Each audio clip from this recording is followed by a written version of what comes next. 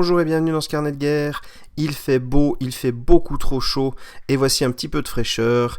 Nos amis venus du nord de ce pays où si l'on se regarde le nombril, on décède. Je parle bien sûr des Thuléens et le pack de démarrage V2 précommandable jusqu'à fin juin.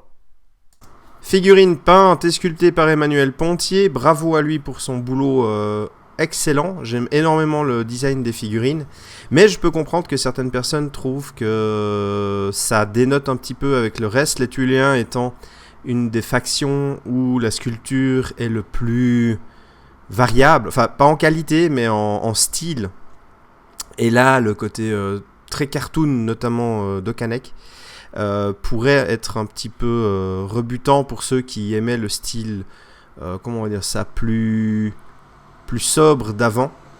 Moi en tout cas j'aime beaucoup. Je pense que ça va être l'avis de plein de gens également. La sculpture est plus mature, elle est plus assurée, enfin bref, vraiment quelque chose de très bien. Et j'aime beaucoup le bleu turquoise pour les vêtements. Je trouve que ça ressort vraiment très très bien. Donc voilà, globalement très satisfait. On va commencer par le chasseur et voir ce qu'il vaut. J'aime beaucoup les chasseurs thuléens, je trouve qu'ils ont tous une bonne bouille, ils sont tous un peu différents, il y a plein de profils variés, on peut faire plein de choses avec ces chasseurs-là. Moi je les aime vraiment beaucoup. Alors qu'est-ce qu'il vaut celui-là ? Déjà, niveau sculpture, on voit que le chasseur, celui-là il regarde. Il va voir plus loin, c'est pas celui qui fait sa petite sculpture de flèche, et c'est pas celui qui est un peu statique au niveau de la pose. Là, il est vraiment en quête de quelque chose. Il cherche le bonheur, ou peut-être simplement du poisson, ou peut-être des ennemis, ou peut-être simplement savoir où il est. Hein, parce qu'il a quand même l'air un peu perdu, le pauvre Loustic. Mais bref, j'aime vraiment beaucoup cette figurine, elle m'inspire pas mal.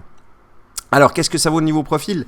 On a un chasseur du clan, 70 pièces d'or, limitation 2, constitution 4, dextérité 4, force 3, mental 2, 8 PA, 18 points de vie, 4 de mouvement, arme, le couteau à dépecer, 3 dégâts, une main tranchant, saignement, l'arc du chasseur, 12 flèches, 5 dégâts, saignement 1, portée 5-8, une main, botte de tir, la rafale liée à l'arc, peut tirer 2 fois de suite sur une ou deux cibles défense séparée. Esprit du clan, moins au jet de morale par Thulien en plus en jeu, ne peuvent être recrutés que par un chef de clan. Et art de la chasse, plus 5 au lieu de plus 3 quand ils sont à couvert. Alors, on a un chasseur qui est significativement, bordel, plus cher que les autres. Mais je pense que c'est compensé simplement par le fait qu'il a une arme qui permet de tirer avec sa botte plus de fois, des dégâts qui sont fixes, un arc avec saignement 1, juste le fait d'avoir cet arc là, moi je trouve que c'est clairement un up que, par rapport aux autres chasseurs, ainsi que le fait que quand ils sont à couvert ils ont en plus 5 de défense au lieu de plus 3, c'est énorme, le plus 5 de défense, c'est énorme, c'est la moyenne d'un des 10. Donc concrètement, quand il est à couvert, c'est statistiquement s'il avait un dé en plus. Le couteau à dépecer, bon, est bien connu. Il a 8 PA par rapport à 7 PA pour les autres chasseurs, je crois. Hein. Peut-être que je dis une bêtise. Alors attention, c'est un vrai chasseur, c'est-à-dire qu'il va pas tellement aller au corps à corps. 18 points de vie, c'est pas très solide. 4 de constitution pour les défenses. C'est pas... Voilà. Mais moi, je trouve que c'est un excellent chasseur. C'est une excellente figurine. La rafale me plaît beaucoup. J'aimais bien la botte des autres chasseurs où ils pouvaient tirer sans faire attention aux lignes de vue, etc. Mais là, je trouve qu'il est vraiment intéressant parce que vous pouvez tirer 2 fois pour 3 PA. Ça lui économise 1 PA de tir. La portée 5-8, elle est très très large. 5 brasses, en dessous de 5 brasses, il fera 6 dégâts automatiquement. Moi, je trouve que c'est vraiment très très bon. Et puis le saignement 1, impeccable. Un peu court niveau flèche selon moi. On aura envie de tirer un peu plus. Il va falloir vraiment un peu choisir ses cibles quand même. Parce que si vous tirez au maximum à 3 tours, il n'a plus rien. Donc peut-être, si vous avez vraiment envie d'un chasseur qui balance des flèches à tout va, je crois qu'il y a supplément de flèches. Maintenant dans les objets, ça fait longtemps que j'ai pas refoutu le nez dans les bouquins, mais il y a peut-être moyen de lui rajouter des munitions. Et puis de mémoire, il y a aussi le fait qu'il ne fera plus de 1, un objet qui fait plus de 1 des échecs critiques sur 2. ou sur 1, enfin je sais plus, mais il y en a un qui diminue les échecs critiques. Et c'est quand même pas mal. Il y a moyen de faire vraiment quelque chose de très très fort avec lui. Il est un peu plus cher, vous en aurez moins sur la table. Donc à voir comment vous voulez faire votre liste, si vous voulez plus de figurines ou si vous voulez vraiment plus de qualité. Mais c'est vraiment une figurine que je trouve excellente. Elle est vraiment vraiment très très bien, moi j'aime énormément. 2 nouvelles figurines. Alors attendez avant que je me plante et que je dise des bêtises. Ninjuk, voilà. Et Nukak. Je crois que c'est ça, si je dis pas de bêtises, je dis ça bien, enfin j'espère. On va tout de suite rebaptiser Ninjuk Mamifrima et puis Nukak Basile, hein, on va pas s'embêter. Donc 2 figurines que je trouve vraiment très très belles, elles sont super bien assorties. J'aime énormément la petite bouille de Mamie, avec son petit tambourin en mode YOLO, je fais du bruit, tout va bien se passer les amis. Et puis Basile avec le totem fait en défense, j'ai oublié le nom exact, d'Orignal, là, comme ça, je trouve que c'est plutôt pas mal. C'est les Selk qui vont être contents. Qu'est-ce qu'on a? Alors, Mamifrima, 85 pièces d'or, consti 3 dextérité, 3 force, 3 mental 6, 3 de mouvement, 10 PA,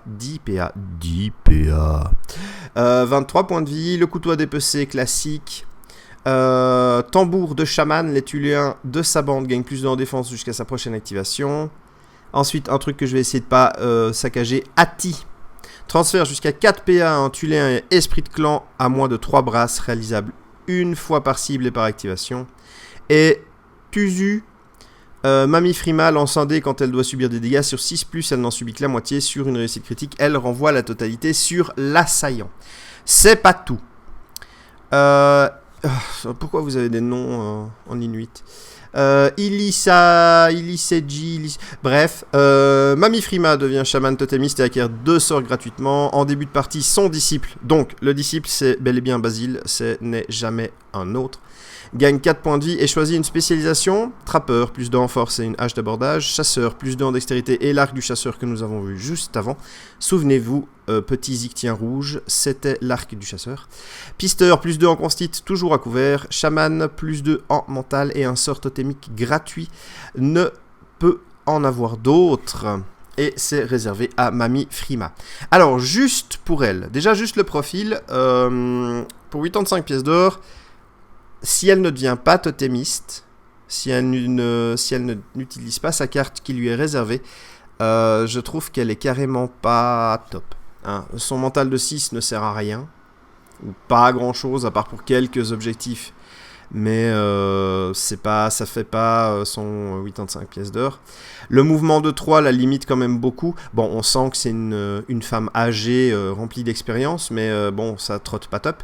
Par contre, 10 PA, ça c'est clairement quelque chose de fantastique. Les points de vie, 23, aussi sans armure, elle va pas être trop difficile à tomber, donc faut faire un petit peu attention. Le couteau à dépecer qui est classique pour les Tuléens, qui fait toujours du saignement au cas où. La botte que je trouve vraiment très forte. Plus 2 en défense, ça c'est vraiment très bon. Sur le Tuléen, donc jusqu'à la prochaine activation de Mamie, ouais, c'est très bon. Transfert jusqu'à 4 PA à un Tuléen ayant esprit de clan, à moins de 3 brasses. Ça aussi, ça va donner plein de possibilités, plein de liberté d'avoir par exemple un chasseur du clan à 12 PA. Oui, bon, voilà, tout va bien. Et puis, sa capacité à ne pas subir trop de dégâts. Malgré ça, c'est une capacité qui est aléatoire. Il faudra faire 6+, pour subir que la moitié des dégâts. Sur une réussite critique, elle renvoie la totalité à l'assaillant. Ok, mais ça reste quand même toujours sujet à un jet de dés. On peut pas vraiment...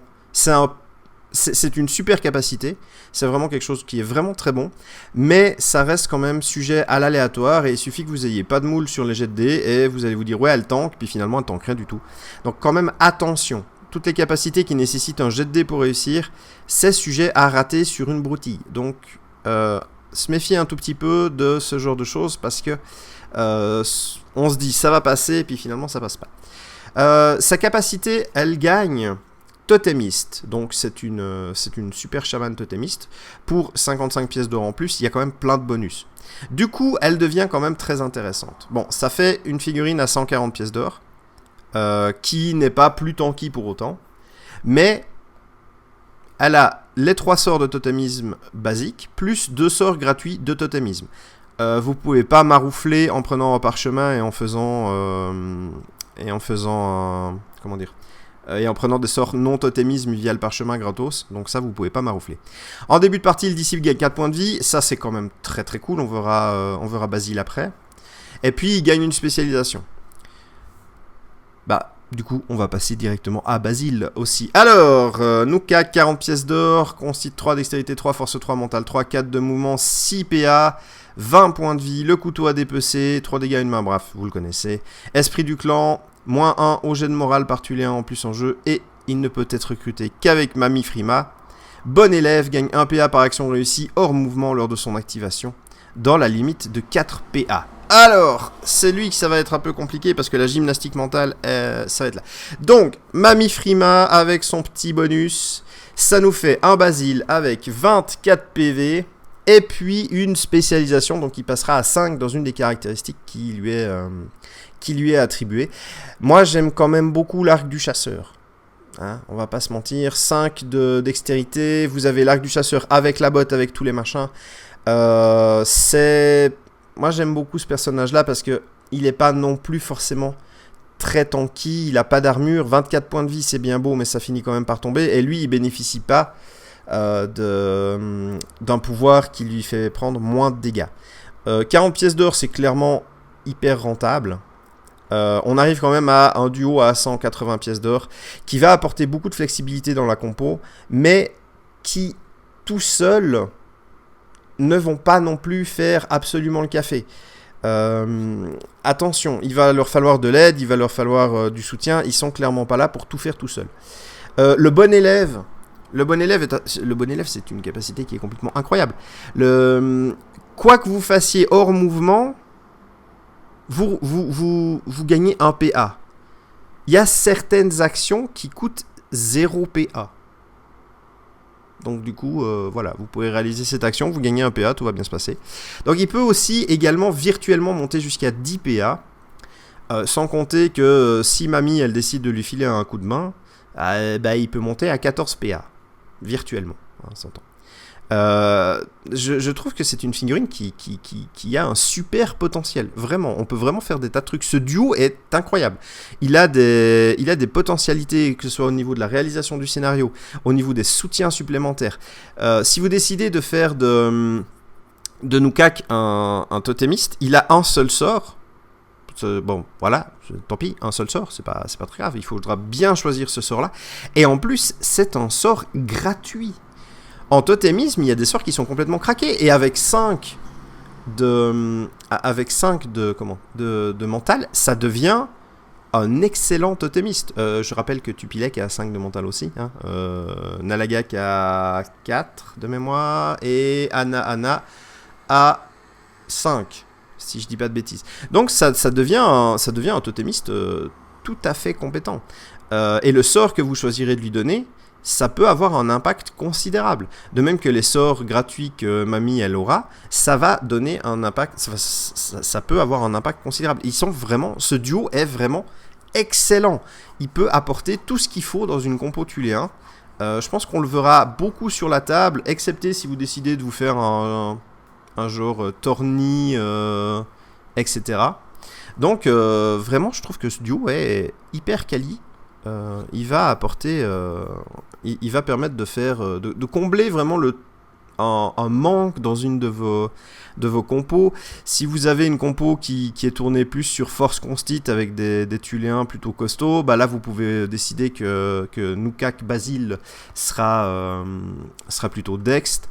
Le petit 6 de totémie, enfin le petit 6 de mental de Mamie, il est clairement là si elle doit faire un lire déchiffré ou ce genre de choses, qui est quand même un petit peu... Enfin, les Tuléens pêchent un petit peu au niveau du mental, donc ça peut valoir la peine. Même si j'ai dit que le 6 ne servait pas à grand chose, c'est vrai que la plupart du temps, vous aurez un chef de clan ou un chaman ou quelque chose comme ça qui aura un peu plus. Mais là, le 6, ça va clairement être la sécurité pour réussir vos actions. À peu près, je vais pas dire tout le temps, mais quand même assez régulièrement. Si vous avez besoin d'un combattant, par contre, là, à mon avis, vous feriez mieux de voir ailleurs. Quoique, finalement, une hache d'abordage, donc c'est la hache d'abordage qui se trouve dans le livre de règles. Pourquoi pas, en fait. Mais attention, parce que Basile, avec 5 de constit, non, c'est pas vrai, avec 5 de force, ouais, il a quand même que 3 de constit. Faudra faire un petit peu attention. Et puis, surtout, vous avez la possibilité avec le pisteur, si vous choisissez ça, d'acheter les pièges à pisteur. Et ça, mon ami, si Basile devient un pisteur, ah là là là là là là, vous allez pouvoir truffer complètement le terrain de pièges. Attention cependant, parce que les pièges sont pas toujours faciles à poser. Donc, et il n'a pas des très très grosses caracs. Mais voilà, vous avez vraiment la possibilité de choisir ce qu'il vous faut. Et la polyvalence, ma foi, dans les jeux, ça a un prix. C'est quand même un duo à... qu'est-ce que j'avais dit, à 180 pièces d'or, je crois. Quelque chose comme ça. Ce n'est pas négligeable. Vous pouvez également leur mettre tout un tas d'objets sur le dos, même si en soi, à moins d'être très spécifique et de savoir exactement ce que vous voulez, c'est peut-être pas forcément la meilleure des idées. Quoique, avec mamie, une petite carte au trésor, ça se laisserait tenter. Bon, après, je suis extrêmement chafouin parce que la potion de force ne leur sert à rien, mais c'est pas grave, je vous aime quand même. On va passer à Okanek. Alors pour moi, Okanek à la base c'était le chef de clan déterminé mais pas forcément agressif, quoi. C'est le roc, la montagne, il est là, il est posé, il fait preuve de sagesse. Là, la nouvelle sculpture, ça dit que les guerrichtiennes et les aberrations, ça lui a un petit peu tapé sur le ciboulot. Il a l'air quand même d'être un petit peu vénère. Alors, j'aime beaucoup la figurine, mais je trouve que... Enfin, ça dénote avec ma conception d'Okanek. Alors, c'est un truc tout personnel, hein. Mais il est trop agressif pour être Okanek. Là, j'aurais bien vu cette figurine-là. À la voir la première fois, s'il n'y avait pas eu le nom, j'aurais dit c'est Nalagak V2. Parce que Nalagak avait quand même un petit côté plus agressif. Okanek avait un côté plus posé, et je trouve qu'il fait plus Nalagak que Okanek. Mais à part ça, la figurine est hyper stylée. Le pauvre petit poisson dans la main, il va passer un très sale quart d'heure. Et la pose est quand même très dynamique. Il a fait un peu de musculation entre temps. Bref, une figurine quand même que j'aime beaucoup, mais je trouve que ça ne colle pas avec l'image mentale que j'avais de Kanek. Et qu'est-ce qu'on a ? Alors, Okanek V2. 130 pièces d'or. Constit 5, dextérité 4, force 6, mental 4, 5 de mouvement, 9 PA, 26 points de vie, une armure, Ilutak, 0,5-2, 5 points de vie pour l'armure. Katak, 3 PA, allonge, une brasse, 7 dégâts, 2 mains, contendant, gelure, perce armure 3. Le couteau à dépecer comme tout le monde. Ikuma, lié à Katak, 4 PA, allonge, 2d5 dégâts, choc électrique, touche tous les ennemis, défense séparée, réalisable une deuxième fois pour 5 PA. Chef de clan, peut recruter jusqu'à 10 membres ayant esprit de clan. 10 membres. Et guide, les Tuliens de sa bande ne sont pas ralentis par le terrain. Mazette. Alors, on a un gars boosté aux hormones, vas-y que je te mets des coups de maillotche. Gustave est presque jaloux. Ça tabasse. Ça fait d'ailleurs que ça, mais ça tabasse bien. Il est bien tanky. 26 points de vie et une armure une fois sur deux qui enlève 2 dégâts. C'est clairement pas dégueulasse. 9 PA. Son marteau qui fait allonge 1, gelure, perce armure 3. Ah ! La botte. Alors la botte, attention, il faut bien comprendre que les effets du marteau sur la botte ne sont pas compris. Donc la botte ne fait que choc électrique. Elle fait pas gelure et perce armure. Ou alors je me trompe complètement, mais il me semble que si c'est pas noté sur la boîte, c'est que ça ne fait pas. Allonge 2d5 dégâts. Les 2d5 dégâts, c'est toujours le truc qui m'embête, parce que en plus, 2d5 dégâts, statistiquement, ça fait moins que 7 dégâts. Donc voilà, ça m'embête un petit peu. Mais ça touche tous les ennemis, oui. C'est réalisable 2 fois, mais bon, après vous avez plus de PA. Il reste quand même... Ça reste quand même un Thuléen, malgré le fait qu'il ait une bonne constitution. C'est pas non plus incroyable. Alors évidemment, avec tous les bonus, notamment le +2 en défense que Mamie Frima peut filer, c'est sûr que ça va aider. Mais attention, à moins d'être vraiment au centre des ennemis, je suis pas convaincu que le faire 2 fois, ce soit la meilleure des idées. L'esprit de clan, il peut avoir 10 membres. Ça, c'est très bien. Finalement, c'est un petit peu comme s'il avait membre infini. Bon, je sais pas à combien de points vous jouez, mais 10 membres avec esprit de clan, ouais, il y a de la marge. Et puis guide, c'est vraiment excellent. Okanek est un personnage qui a 5 de mouvement. C'est un des personnages les plus rapides chez les Thuléens. Ça va... voilà, le fait qu'ils ne soient plus affectés par le terrain, les Thuléens, ils sont plus ralentis. Ça va leur permettre d'avancer. Si vous avez un scénario... je sais plus si le scénario en V2 avec les tonneaux ou les you-you. Ouais, les tonneaux de poudre et les you-you, ça se passe automatiquement sur du sable. Mais dans la V1, en tout cas, ça se passait sur du sable. Donc, tu avais un problème avec les tonneaux et tu avais un problème avec le sable. Donc, du coup, ils avançaient pas bien vite, les cocos.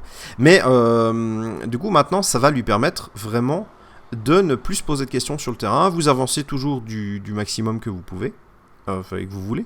Mais, vraiment, la capacité guide, ça va être... Ça a pas l'air super fort comme ça, mais je pense que ça peut donner un avantage significatif. Vraiment. Et il est accompagné de 2 cartes qui lui sont réservées. Alors pour le clan, une fois par partie, Okanek peut pousser un cri de ralliement au début de l'activation de n'importe quel Thuléen. Tous les Thuléens doivent effectuer un mouvement gratuit pour tenter de rejoindre sa zone de contrôle. S'il est engagé au corps à corps, il s'engage à ses ennemis. Le désengagement est automatiquement réussi pour rallier Okanek. Tous les Thuléens, donc même si vous jouez avec des alliés Thuléens, si vous jouez avec des ennemis Thuléens, tous les Thuléens bougent parce que ce serait pas marrant sinon. Attention, c'est tous les Thuléens, pas que ceux de la bande d'Okanek, c'est tous les Thuléens. Nourrir le clan, Okanek et ses membres sont chacun considérés comme possédant un viatique sur leur carte de profil. Un PA, le briscard 2 utilisations, permet de restaurer un des 5 PV par utilisation, 2 fois par partie, ne peut pas... Bref, un viatique quoi, je vais pas vous apprendre à lire. Alors, pour le clan, c'est toujours quelque chose que j'ai trouvé très bien avec Okanek, c'est qu'il est capable de foutre un bordel monstrueux sur la table, et si jamais il faut, à un moment donné, rallier un point spécifique pour réaliser un scénario ou pour venir le défendre, etc., cette capacité-là est vraiment, vraiment très très bien. Moi, elle a fait des games, cette capacité-là, elle seule a fait des games. Nourrir le clan, alors très proche de ce que Harvik pouvait déjà proposer, pour un peu moins de PA. Je trouve que c'est bien, c'est rentable. Hein. Si vous avez déjà 2 Thuléens sur la table, ça veut dire que vous payez 10 pièces d'or pour les viatiques. Si vous en avez 3, les viatiques sont gratuits. Vous économisez des pièces. Je pense que les Thuléens bénéficient quand même pas mal du viatique. Ils n'ont pas énormément de PV. S'ils sont en surnombre ou s'ils sont plus nombreux que l'adversaire, vous pouvez plus facilement vous désengager. Le nourrir le clan est intéressant. Il n'est pas indispensable. Parce que bon, Okanek fait quand même 130 pièces d'or. Si vous prenez les deux, ça fait 150. Ça fait quand même beaucoup. C'est pas indispensable, mais ça peut être un atout en fonction de ce que vous avez dans votre bande et de comment vous la jouez. Ça peut être intéressant d'avoir ce genre de choses-là. Bref, une figurine, un chef de clan vraiment, vraiment badass. Je me réjouis de voir les autres chefs de clan en mode V2. Voir un petit peu qu'est-ce qu'il donne pour pouvoir comparer. Parce que là, Okanek, il est vénère. Alors, s'il est devenu vénère, je regrette presque, mais ce serait un peu abusé. Vraiment, enfin même carrément abusé. D'avoir un vétéran des guerres ictiennes Ça aurait pu être vraiment sympa. Bon, ça, je pense que c'est plus Harvick qui devrait bénéficier de ce genre de choses, vu son background de chasseur de Catodos. Mais en tout cas, il est vraiment... Ouais, voilà, on rigole plus, on a fini de s'amuser. Le chef sage et paisible qui cherche la paix, visiblement, c'est devenu le chef qui a envie de tabasser dans la gueule des gens. Hein. Même l'artwork, il est vénère. Enfin, je veux dire, le fait qu'il n'ait pas de pupille... rend quand même le type un peu taré. Voilà. Mais bref, du coup, une figurine vraiment très très intéressante. Sur la table de jeu, je me réjouis de voir ce qu'il va donner. Je pense qu'il faut quand même faire attention. Ça reste des figurines qui sont fortes, mais ça reste aussi des figurines qui peuvent vraiment vite mourir. Il suffit qu'en face, il y ait une monture avec, je sais pas, KO dessus, et puis il va prendre vraiment cher. Il suffit qu'il y ait un colosse. Les Thuléens n'auront certainement jamais d'artillerie. Je pense qu'il faut quand même se méfier des grosses créatures, ou même simplement des imposants qui peuvent taper extrêmement fort. Ça reste des Thuléens. Ça se joue toujours en groupe, on peut pas faire de l'individualité, on peut pas aller tout seul en mode YOLO, ça ne marchera pas. Mais je suis certain que les joueurs Thuléens ont l'habitude et qu'ils en tireront le meilleur. Bilan de ce starter V2 pour les Thuléens, je suis très content. J'aime énormément ce qu'il propose, j'aime énormément la modularité et la souplesse que proposent Mamie Frima et Basile. J'aime beaucoup le chasseur 2, bien que la question va se poser, est-ce que je prends un chasseur 2 qui est plus cher, avec peut-être un peu d'équipement, ou est-ce que je prends 2 chasseurs 1, à voir comment vous boutiquez ça. J'aime aussi beaucoup Okanek. Je pense qu'il va pouvoir donner pas mal de choses très intéressantes. Il faut que je me remette à faire des listes un petit peu pour voir comment les jouer, comment les faire, mais de façon générale, je suis assez satisfait je suis même très satisfait de ce starter V2. Du bonheur! Merci d'avoir suivi cette vidéo, j'espère qu'elle vous a plu, qu'elle vous a intéressé. Si vous avez évidemment des compos, des choses à partager, si vous avez trouvé des erreurs dans ce que j'ai dit, n'hésitez pas à le mentionner dans les commentaires, sous la vidéo, sur Facebook, bref, vous connaissez un petit peu comment ça se passe maintenant. Et d'ici à la prochaine vidéo, eh bien, que les dés soient avec vous.